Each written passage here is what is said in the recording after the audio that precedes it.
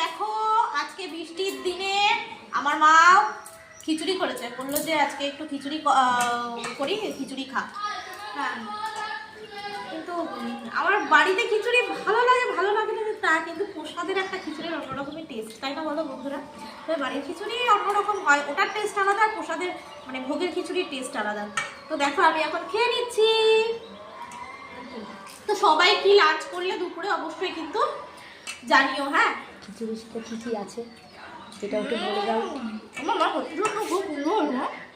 খিচুড়ির সাথে কী কী আছে একটু বলে দাও। খিচুড়ির সাথে দেখো বেগুন ভাজা, পাঁপড়। আবার একটু খাবি বাবা? একটু খা। না না, ওই তো দিয়েছে তো। বন্ধ করিস না, একটুখানি তুমি খাও, তুমি খাও। তুমি একটু খাও মা, হেপি তোমার কাকা বলছে বলছে খেয়েছে, তাহলে তাহলে আমি খাই। হেভি হয়েছে দিদিটা মা। তার সাথে যদি একটু ডিম ভাজা হতো। আজ বৃহস্পতিবার, নিরামিষই হয়ে যাবে। দেখো ঠান্ডা থাকে, দেখো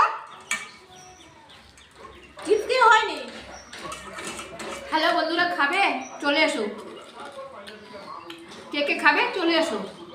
খিচুড়িটা টেস্টি হয়েছে কিন্তু, সত্যি সুন্দর হয়েছে। তার সঙ্গে বেগুন ভাজা আছে, পাঁপড় ভাজা আছে। হেভি হেভি হবে খেতে। তো চলো আমি খেয়ে নিই, টাটা।